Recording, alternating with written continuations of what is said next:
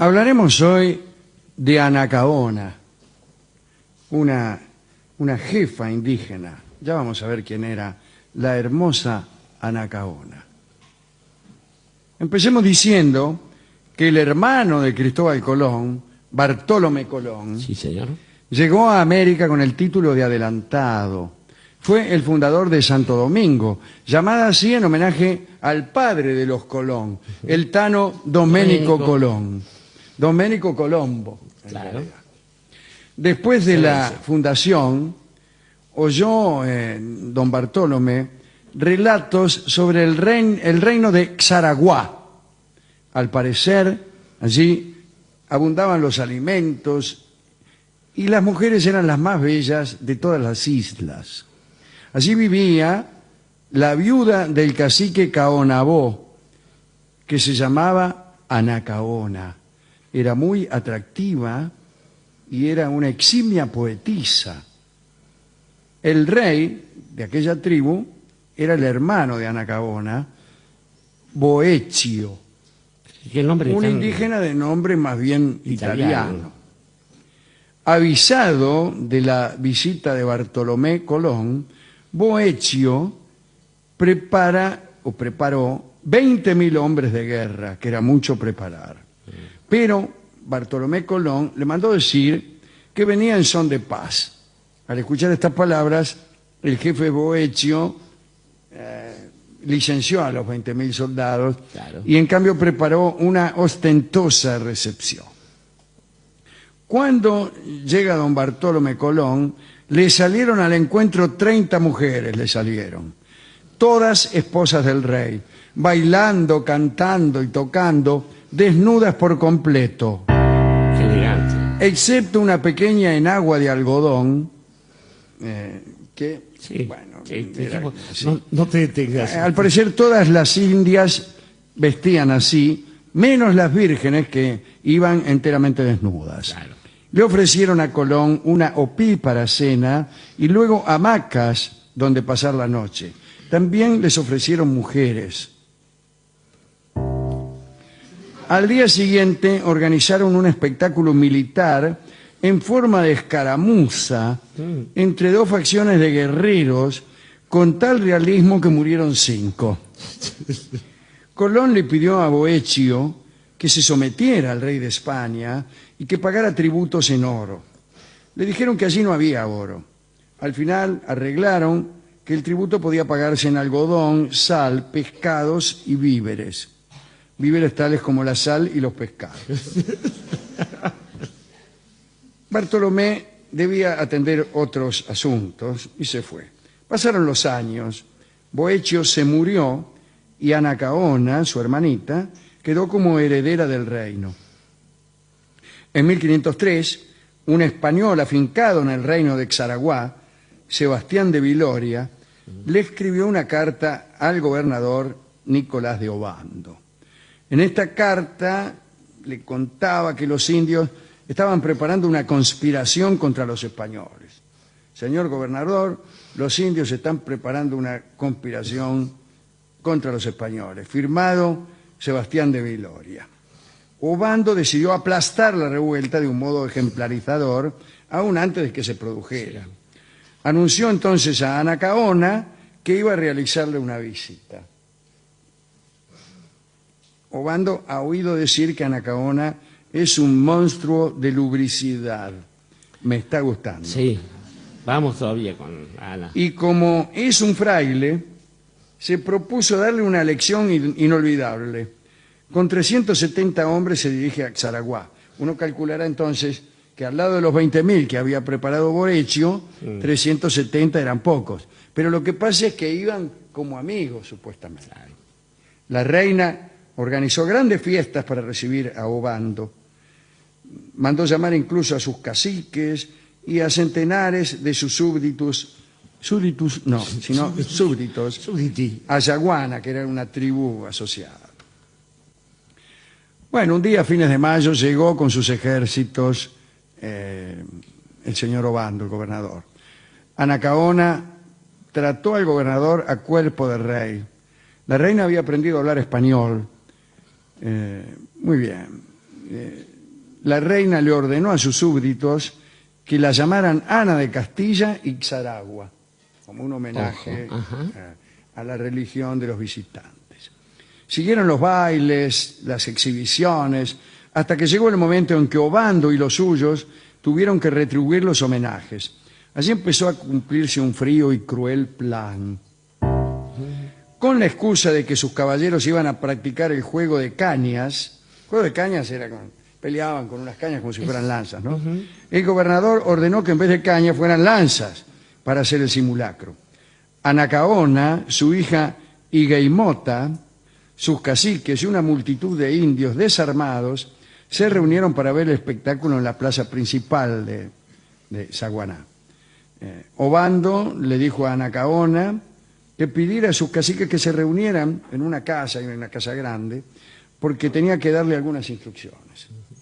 Bueno, Obando se colocó en un lugar bien visible y, de acuerdo con lo ya planeado con sus secuaces, en determinado momento puso la mano en su pecho, tocándose una cruz de oro que llevaba, y empezó una carnicería. Los soldados se abalanzaron sobre los indígenas y los mataron.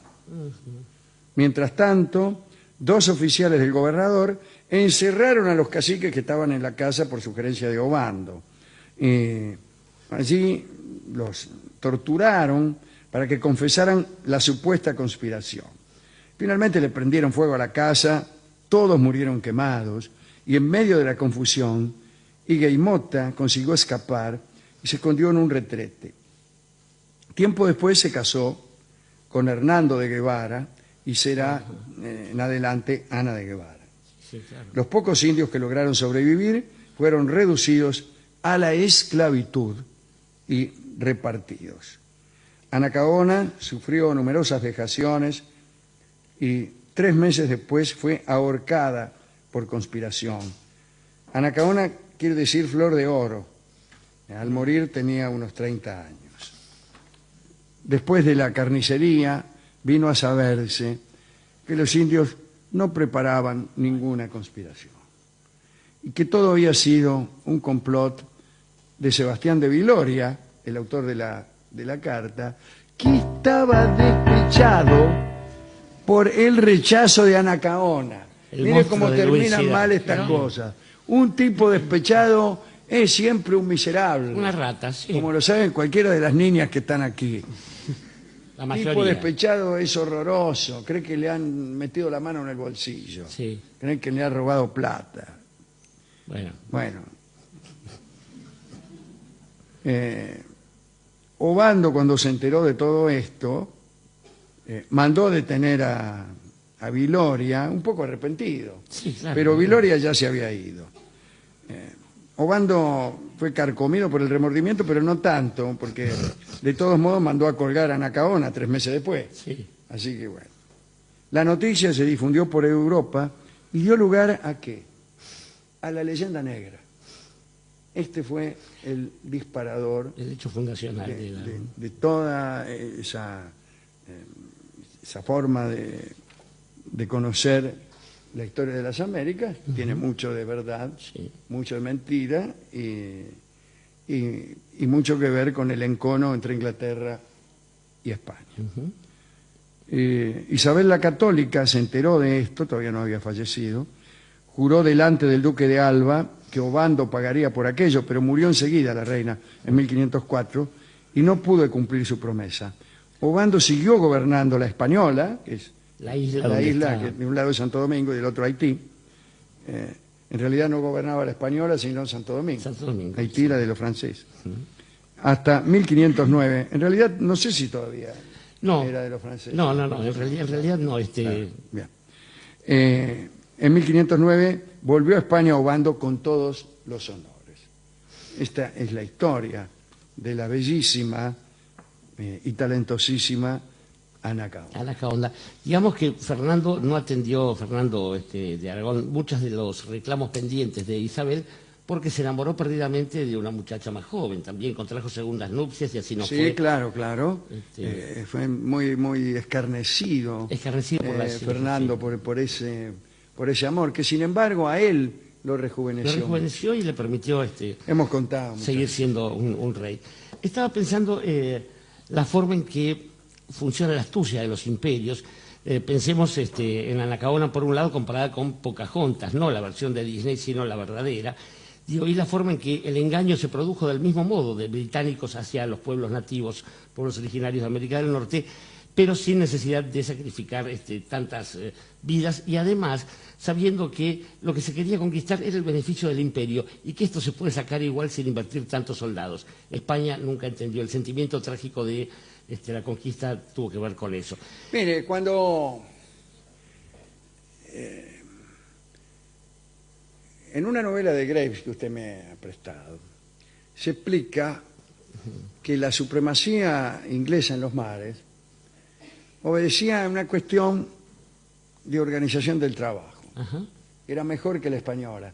Los españoles eran tan buenos marineros o mejores que los ingleses, pero los marineros no se juntaban con los infantes. Claro. Los tipos que conducían el barco y que lo navegaban no eran los mismos que después Peleaban. se bajaban y peleaban. Claro.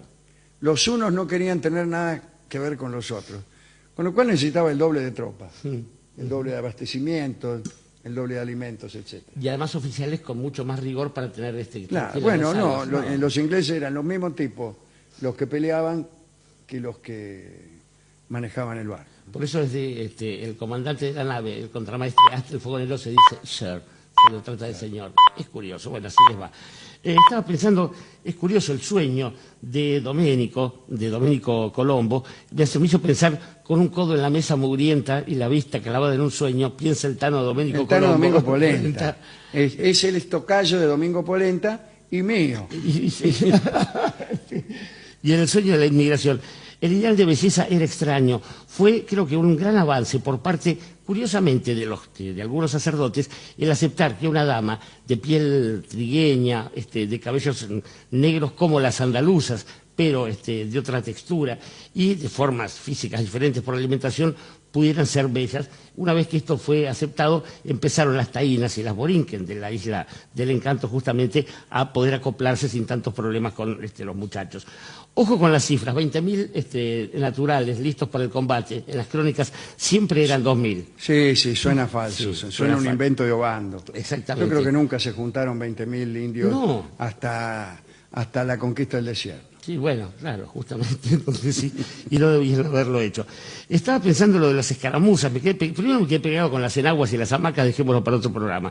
Las escaramuzas en las que, de homenaje, en las que mueren 5 o 6 tipos, permanecieron a lo largo de todo el periodo colonial. Hernán Cortés llenaba la plaza, lo que hoy es el Zócalo en México, en la avenida de la Argentina, desarrollaba un bosque con árboles cortados y ahí se armaban batallas en las que tenían que morir los que perdían y del mismo modo cazar los animales salvajes. España fue muy realista en esta representación del teatro. Como lo eran los romanos. Como lo eran los romanos, que de algún lado venimos nosotros y todo lo demás. Me quedé pegado lo de monstruo de lubricidad, es un piropo que incorporaré a mi lista. Sí. Oye, eres un Oye, monstruo de lubricidad. Trata de llegar más temprano. Pero pensaba finalmente que aquellos que fueron sometidos a la servidumbre y todo lo demás, en realidad están fuera del lugar de la esclavitud, porque en realidad aquel que cree haber ganado, o bien que merecería haber ganado, es en verdad el más pobre de espíritu, es en verdad el más miserable, es el más cercano a una cucaracha y lejano de un hombre. En realidad, aquel que alguna vez cree que haber ganado es mérito propio y cree que ha ganado contra una mujer, pensando en el enfrentamiento, contra un pueblo, por la diferencia, ese es el verdadero esclavo. En el sentido griego, los griegos no tenían la idea del pecado, pero sí la idea de que el vicio esclavizaba al vicioso. Justamente. Que un vicioso era esclavo de su pasión y de su deseo, y que en ese sentido era reprobable porque no era dueño del mismo, era esclavo. Esclavo se llama el tango que vamos a escuchar ahora, tango que he cantado en un día en que sí podía cantar. Esclavo, canto yo, y está también un lindo cuarteto de cuerdas con Mizrahi dirigiendo, Gulase y otros queridos amigos.